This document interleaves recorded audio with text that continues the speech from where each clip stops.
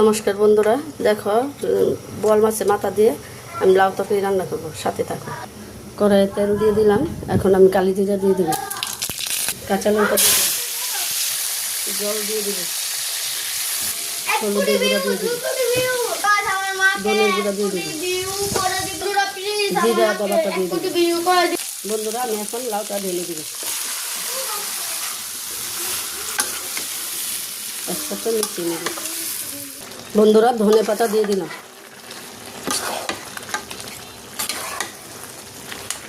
বন্ধুরা এবার রাঁধুনি পাতা দিয়ে নামিয়ে ফেলবো।